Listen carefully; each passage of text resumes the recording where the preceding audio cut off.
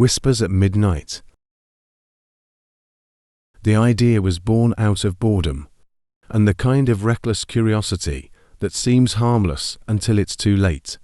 "Let's visit the graveyard at midnight," Jake had said, his voice a mixture of excitement and challenge. We were a group of friends, bound more by our shared thrill for the supernatural than by any deep-rooted affection. The graveyard, with its ancient stones and whispered legends, was the perfect setting for a dare that none of us could resist. The night was darker than most, with clouds veiling the moon's glow and a silence so profound it felt like a weight upon our chests. The air was chill, each breath a misty ghost fading into the unseen. As we approached the wrought iron gates of the graveyard, a sense of unease began to curl within me, a premonition whispering warnings I chose to ignore.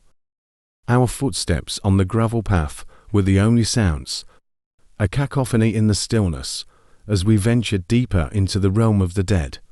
Jake led, flashlight in hand, casting shadows that danced like spectres around us. "Let's split up," he suggested, a grin in his voice. "We'll cover more ground that way. Meet back here in an hour." Despite my hesitation, we all agreed, dispersing into the darkness, leaving me to face the silent graves alone.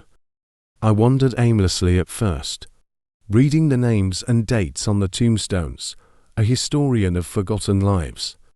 The wind whispered through the trees, a mournful sound that seemed almost like voices.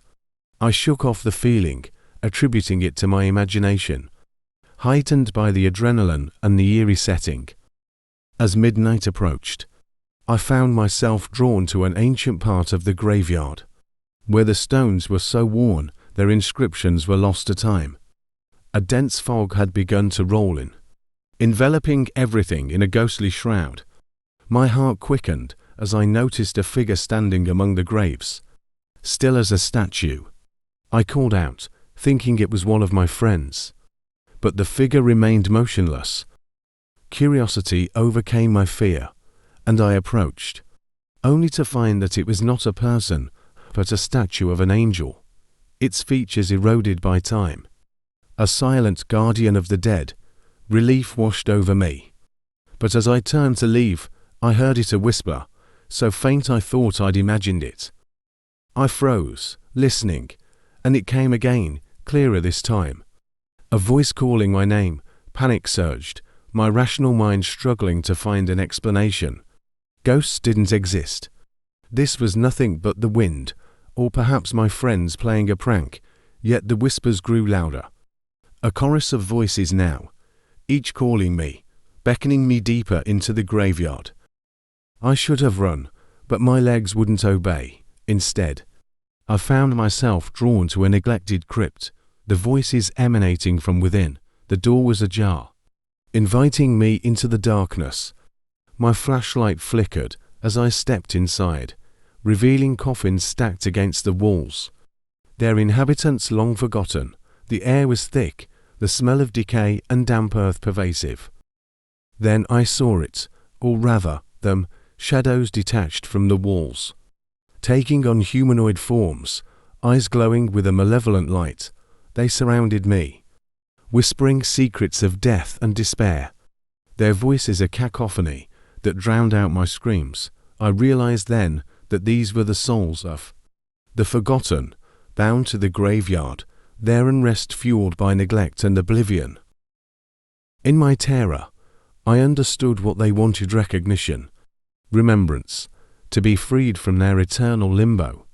My heart raced as I promised aloud to tell their stories, to remember them. If only they would let me go. As suddenly as they had appeared, the shadows receded, their whispers fading into silence. I stumbled out of the crypt, the night air a cold embrace compared to the suffocating darkness inside. The graveyard was silent once more, the fog lifting as if it had never been.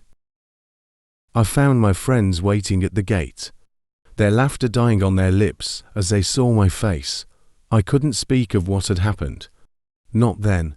We left in silence, and I never returned to that graveyard. But I kept my promise. I researched, uncovering the stories of those long forgotten, giving voice to the whispers in the night.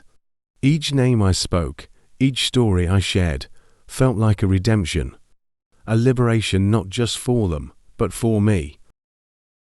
The experience haunted me, a constant reminder of the thin veil between life and death, and the importance of memory. For it is in remembering that we give life to the dead, a small defiance against the oblivion that awaits us all. And sometimes, in the quiet of the night, I can still hear them whispering, a thank you carried on the wind, from the graveyard where I left a piece of my soul among the whispers of the forgotten. Whispers beyond. The fascination with the macabre is a peculiar thing. It draws you in, whispering promises of secrets hidden in the dark. My own obsession led me to the graveyard at the stroke of midnight. Under the guise of proving the local legends wrong, the tales of spectral figures and mournful cries that emanated from the old burial ground after dark were nothing more than stories to keep curious kids away, or so I thought. Armed with a flashlight and a skeptical mind, I slipped through the rusted gates. The air was cold, carrying the scent of damp earth and decayed leaves. A thin mist slithered across the ground, wrapping around tombstones like ghostly fingers. The night was quiet, too quiet, as if the world held its breath waiting for something unholy to unfold. I ventured deeper, my footsteps muffled by the soft ground, my breath forming clouds in the chilly air. The beam of my flashlight danced over ancient gravestones, their inscriptions worn by time and weather, making them unreadable. It was here, in the heart of the graveyard, that I first heard it a whisper, so faint I thought it was the wind playing tricks on me. But then it came again, clearer this time, a whisper that seemed to come from all around me. I spun around, shining my light into the darkness, but there was nothing. The fear began to gnaw at me, a realization that perhaps I was not alone. I tried to convince myself it was just my imagination, spurred on by the eerie setting and the tales I'd scoffed at. Determined not to be frightened away, I continued, aiming to reach the mausoleum at the graveyard center, a focal point of many ghost stories. The whispers grew louder with every step, turning into murmured pleas and sobs. It was as though the very air was alive with the voices of the dead, lamenting their forgotten lives and untold stories. Then I saw her, a figure, draped in white, standing before the mausoleum. Her back was to me, her head bowed as if in prayer. I froze, my heart hammering against my chest, the flashlight's beam fixed on her. "Hello," I called out, my voice quivering with a fear I couldn't conceal. She didn't respond, didn't move. Compelled by a mixture of curiosity and dread, I approached her, each step tentative. When I was but a few feet away, she suddenly turned. Her face was pale, her eyes hollow pits of darkness, and her mouth opened in a silent scream. I stumbled backward, the flashlight dropping from my numb fingers and going out as it hit the ground. In the darkness, her whispers became a cacophony, voices of the dead rising in a terrifying chorus that filled the night. I turned to run, blind panic guiding my steps. But the mist thickened, turning into an impenetrable barrier that seemed to push me back towards the mausoleum. Hands, cold and insubstantial, grasped at me from the fog, their touch like ice on my skin. I could hear my heartbeat thundering in my ears, the only sound louder than the whispers.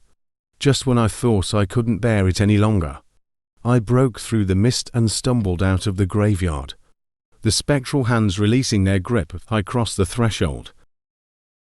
I didn't stop running until I reached the safety of my home, slamming the door behind me and leaning against it, gasping for breath.